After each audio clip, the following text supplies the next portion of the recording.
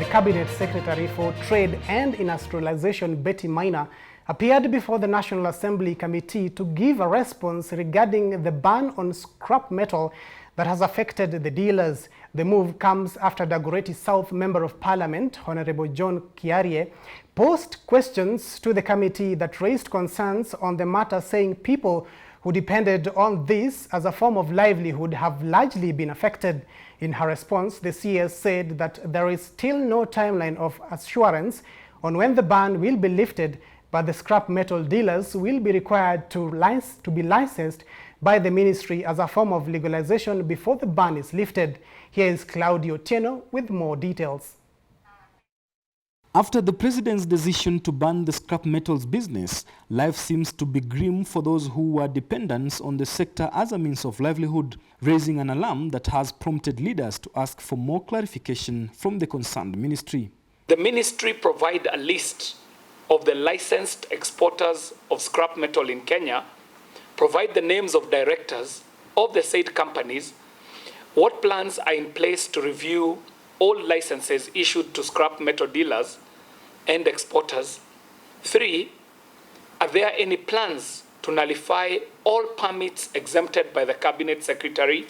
And 4, which is quite important, what measures are in place to lift the ban, especially for the local recyclers, to ensure business continues conveniently, and also that solid waste is properly disposed of.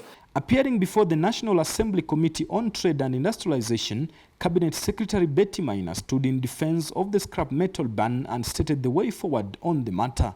One of the expectations is that anybody who deals in scrap metal, even within the country, needs to have a license. And that license is issued by the ministry and in the context of the ministry from the Scrap Metal Council. Now, there are many scrap metal dealers in the country, but for a long time we've really struggled to ensure that they are all licensed. According to Dagoretti South legislator John Kiarie, the concern is on whether the ban on scrap metal was guided by the law or if the decision was favored by the law. Is the ministry aware of laws that exist that manage the scrap metal trade? And I'm talking about the laws that were made in 2015. And if the ministry is aware of such laws, are those laws sufficient enough to manage this sector or this subsector, the scrap metal trade sector? And if so, was there then a need for a ban?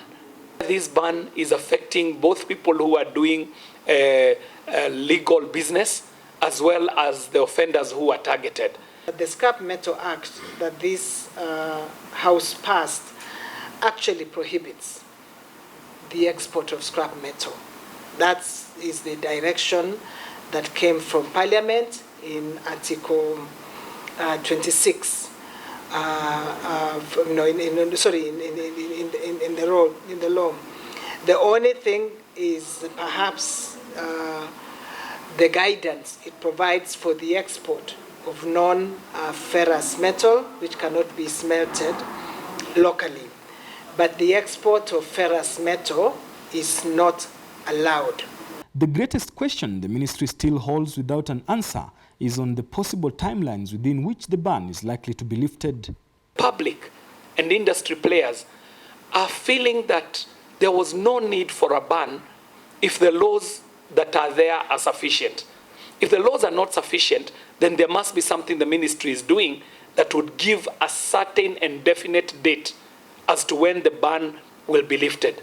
We will actually be having a meeting, both a joint meeting from the private sector and the public sector next week. That's one. So the outcome of that and the satisfaction of the steps being taken by each party will inform the advice that will be submitted to the President with regard to this matter.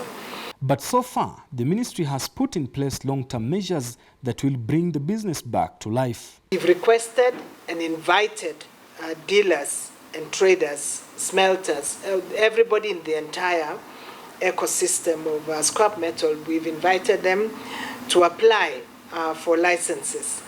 And upon receipt of their application, we have set up a multi-agency team that is made up of officers from the Ministry of Trade, from the council itself, from the police service, from representatives from agencies handling critical infrastructure like Kenya Power and Kenya Railways, from DCI and the national government administration offices. The multi-agency team is drawn from those representation, and they will vet the applicants and advise the minister whether the applicants should be granted a license.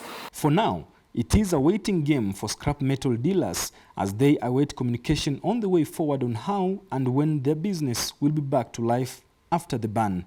For Metropole TV, I'm Claudio Teno.